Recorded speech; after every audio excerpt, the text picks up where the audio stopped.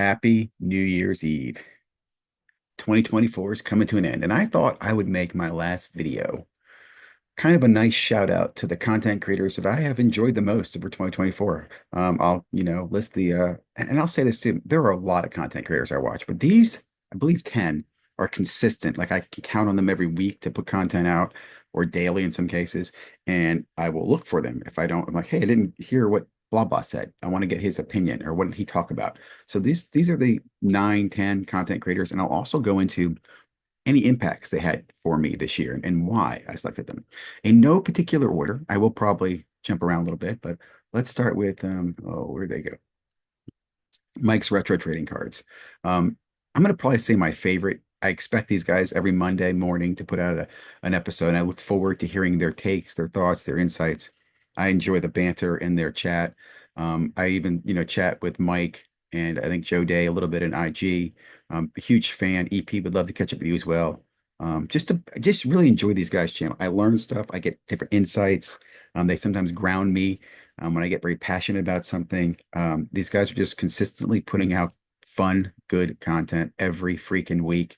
I think the hobby recognizes them. I can't believe it. I think they've been on board for 3 years now. Is that correct?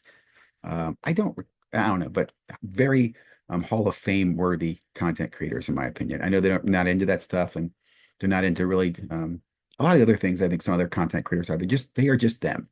Mike's retro trading cards, again, easily top content that I watch every freaking week through 2024 and 2023 probably, and maybe if they spur around in 2022, I did too, and I look forward to them in 2025. It's an easy one off the board. Next one, oh, that's mine. Next one is Grip and Rip sports cards. This is an interesting one because I'll say I'm going to give you feedback here. My most annoying thing about this content creator is I feel like he never responds to the comments, which is fine because I realize I don't respond to all the comments either. So maybe it's just karma. But this guy, this young man, he's 23 years old, just turned 23, I think in November. He shares every freaking day. This guy puts content. I remember back in 2020, I went, I think almost 200 something days doing straight content, and someone referred to me at the time as the Iron Man of content. And again, that was in 2020 when everybody's doing a lot of content. So I thought it was very nice of them to say that, but I was not the Iron Man. I was putting out content more than most people were back then. Um, this man is the Iron Man. This is the Cal Ripken Jr. of sports card content. He puts a video out every freaking day. There's something coming out. And I'll say too, what I really like, he's focused primarily on Topps baseball. I mean, 90% of his content is Topps baseball. He's got a great opinion. He backs it up sometimes with facts or rumors. Sometimes he's right, sometimes he's wrong. I just really enjoy listening to his perspective on the content. I wish, like I said, he would communicate more with the chat. I'd love to meet him. I'd be willing to work with him on a sponsorship deal. I think again, he's got a great channel, a big fan of Grip and Rip. So if you haven't already, you're probably already following him. But this guy's really puts out again quality content every freaking day that you're like, oh, what did Grip and Rip say? Next one, by no surprise to many, is Sports Card Live. And I say that because if you're not following Sports Card Live, I don't know. I can't force you to do that. Jeremy did a talk show or an interview show back in 2020 that I love because it was very interactive with the chat and the people and the stories were very topical. He changed that up this year and has brought back this same format live on Saturday nights, but he brings in multiple different content creators. And I'll say I've really, really enjoyed. Every week I watch that and I learn something new. I get a different insight. And I normally send Jeremy a message, say, hey man, great show, really enjoyed it. I leave comments as well. I'm not as active in this one. There's some people that I just don't particularly like. It is what it is. But that's a me problem, man. Anyway, big fan of what Jeremy does in this show, and I just enjoy it. I hope I'll tell you that I hope you continue to branch out, get more unique content insights and maybe hobbyist insights and more industry insights. He's able to get, companies on the show and manufacturers on the show. And I think that's what I really enjoy. It's not just it's incredible content when it's live and the questions come in. I really, really enjoy it. Did I do this one yet? We did that one. We did. Oh, okay. SCV Sports Cards, probably one of my favorite channels. Guy left back in March, took some time off, came back, I think, in October. God bless him. Hobby needs a man. I enjoy his channel for so many different reasons. I do not agree with everything, but I absolutely love his attitude. If I was young again, this is I just I applaud. I applaud. I applaud. I applaud. I also want to say, he SCV changed something for me this year that has made a huge impact on the way I handle sports cards. And that's in March. I started subbing my own PSA cards directly from myself to PSA. Before that, I'd always used subbers. I always went through someone else to get my card subbed. I had no problem with that. I've always had good issues with the person who subbed my cards, no complaints. But he made kept commenting on it. You should do it. You should do it yourself. Other people talked about it. I finally pulled the trigger in March, and I love it. I sub cards freaking every month, sometimes multiple times a month. I got a sub going out hopefully today. I've learned so much. And again, it was SCV really pushing that button, dude. You should be subbing your own cards. And I agree. If you're actively involved in the cards, you should sub your own cards. You learn a lot from the process. You learn cash flow management. You learn how to manage the fact your cards are going to come in. You need the money for that. You need to sell cards. You manage so much stuff. You grow up as a sports card and as a business person if you take care and manage your own PSA submissions. And I don't even do it for my friends. People ask me, I will say that that's not true. I do it for a few friends. But I do not do it as a business for them. Like normally I'll do, hey, throw your card in, I'll grade it for you. And I normally just cover the grading. I don't, it's a friend thing. But I only do it to a few friends. But I just freaking love it. SCV, I love your content. Keep doing what you're doing, man. Don't change. Don't stop. Don't need to tell you that. Another content creator that I'm a huge fan of, I met Paul in person at Fanatics Fest, and we were in the same hotel. So we had breakfast one morning or whatever. Um, Huge fan of what he does. And I've watched his channel change so much in the last 4 years, 3 years, whatever it is, and how he's built a business model, a credible business. Like I can honestly tell you that if anybody came to me and said, hey, I want to learn how to make money in sports cards, it's not something I would encourage him. Like go back to SCV. I'd say just don't do it. Don't do it. It's not worth doing it. Don't do it. Don't do it. I don't need more competent. Don't do it. But if you were going to, if you were in sports cards and you really wanted to tune your game, want to get better at what you're doing, really understand it and look at it through a lens of a business, not as a, oh man, I'm selling for my PC. When you mix that emotion with business, it doesn't work. If you want to make money, you got to understand how the difference between a business, emotion, and logic. People buy emotionally and they justify logically. It's the same thing in sports cards. I'll repeat that again. People buy emotionally and they justify logically. Okay. It's no secret. It's the same with selling freaking everything.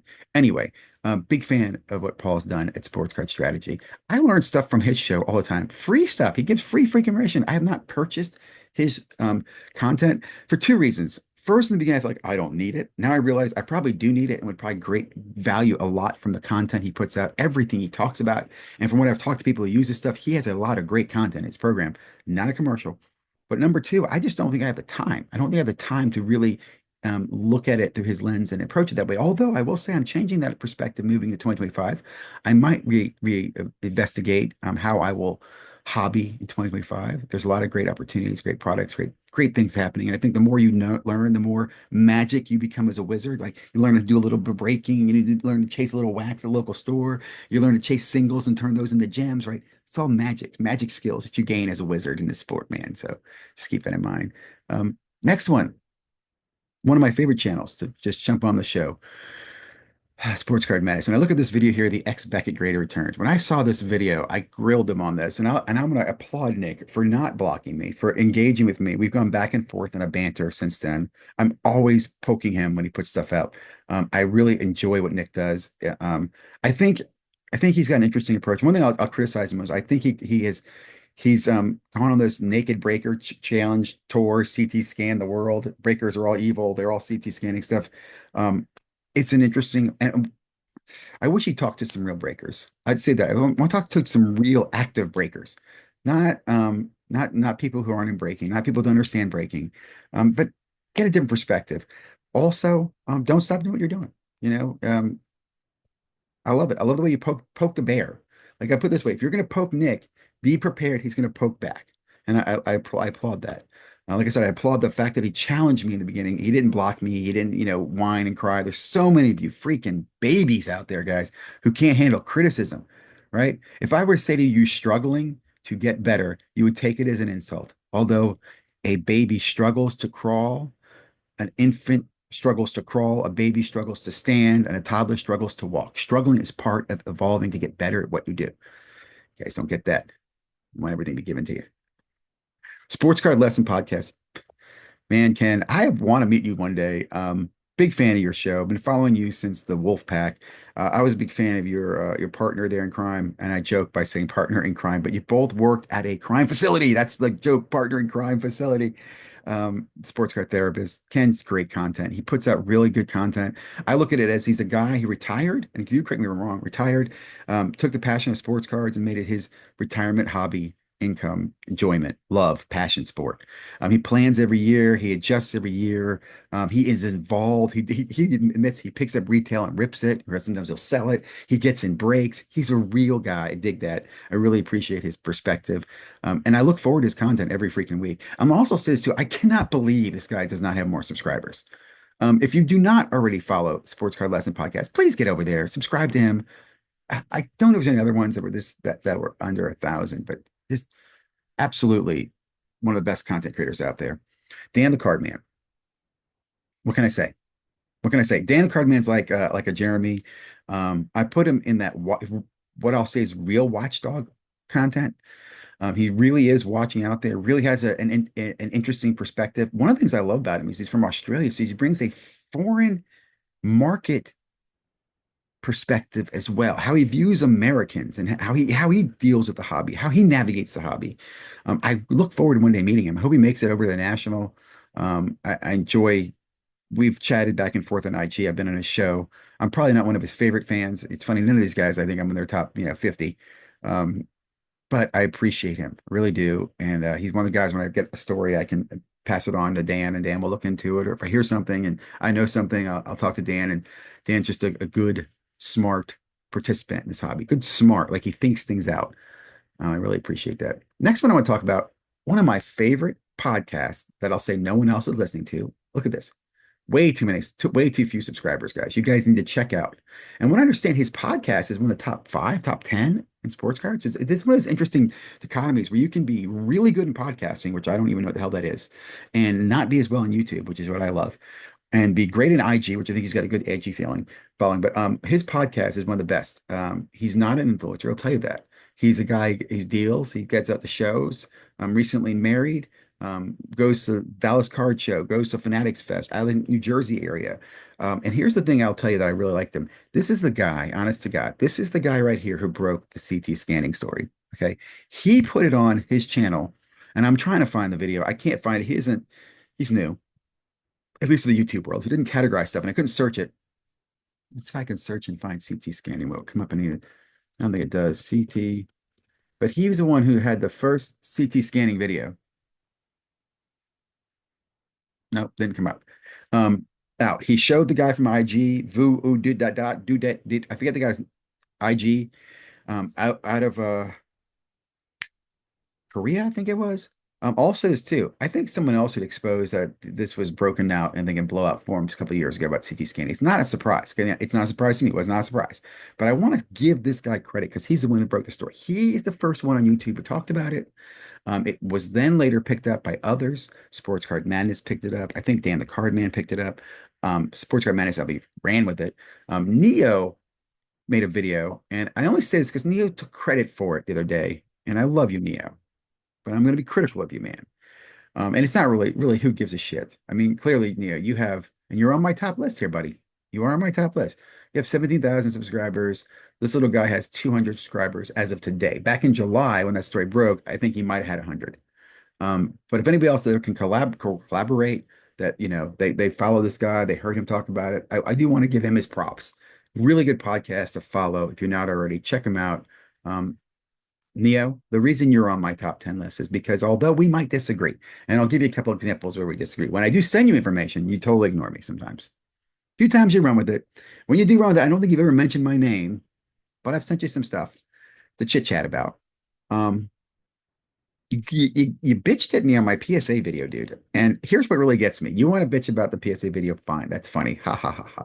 But you have not offered to help. Not that I think you would, but you could. Hey, you want a number over there? Hey, I could send an email to somebody I know over there who can make a look into this. You have that pull. And the reason I mention this, Neo, is because others did that. Others did that. Others, and my gosh, what's the guy's name? Jason, I believe. And I don't want to out him, who he is. in his channel. So I'll stop there. But a couple people, Jason's one of these guys who said, "Hey man, I know blank blank blank at PSA. I'll give you his email number. You should reach out to him." Hey man, that sucks about your PSA cards. I mean, so many other people were very hobby community supportive. You were very Walking Dead like, Neo. Oh, I just saw a grown man rant. Ha ha ha ha ha. Again, Leo, I don't have PSA connections. In fact, I have people at PSA who don't like me, right? So it just I'm just gonna let you know get it out, air it out. If you're watching this far in the video, great. Hashtag Northeast Ohio sports cards and comics. Again, what I applaud you, dude. You put out really good, consistent weekly updates. You have good access to people when stories break. And I do think for the most part, you're pretty impartial on the way you approach them. I think it's crazy you keep carrying people on your channel who don't do anything in sports cards, but that's besides the point. You do you, Neo. I do. I also say this too. I applaud the fact that you are an active participant in the hobby. I love, man, when I see an EQL drop, I do check. Did Neo getting that EQL drop? Is he ripping that Sapphire? Is he a Montgomery member? There are a few people like you that I really do appreciate your participation, actually working and doing something in this hobby. That being it, I think we did the top 10 there. Anybody I left out? Again, shout out to some of these lower channels with fewer subscribers. It's not all about the subscribers, guys, but Mike's Retro. How? No, okay, okay, okay. 16. I'm like, they got more. 1600 is still good, but they need to be higher up. It's also amazes me how, again, Jeremy's been around for years. He had that really good growth, but how is he at 7,000? And like there's a couple 100,000 people watching, you know, Card Collector 2 and freaking Jeff. Just bizarre, isn't that? Like, where would you strategize that market share? Are these like your one-time buyers, ignorant hobbyists? Are those your transients that come in and hit that shit, man? Your diehards, your people who want to be in the know, the people who want to see what's going on, they're here. Um, Grip and Rip. Again, this guy's been putting content out every day for 4 years, 10,000 subscribers. That's working hard, man. Oh, check out my new channel, The Authentic Sports Card Dad. We're gonna put up authentic stories of my participation in the hobby. It used to be the Card Hunter, so you can still find us at the Card Hunter, but Authentic Sports Card Dad. Commercial free. There'll be no commercials. I will have some reviews, be talking about what I'm really doing. But this is where I'm going to focus most of my sports card content in 2025 is right here. We're going to try to break 1,000 subscribers. I like to start small. I like to be little. Little because they underestimate you. They come to your channel and go, oh, he's only got 505 subscribers. This guy doesn't know anybody. Aha! I know Neo, and he won't help me either. Like, comment, subscribe. Have a great day. Merry Christmas. Happy New Year. Happy Hanukkah. And really, sincerely, hope you have a phenomenal 2025. Peace out. If I could run some music, I would.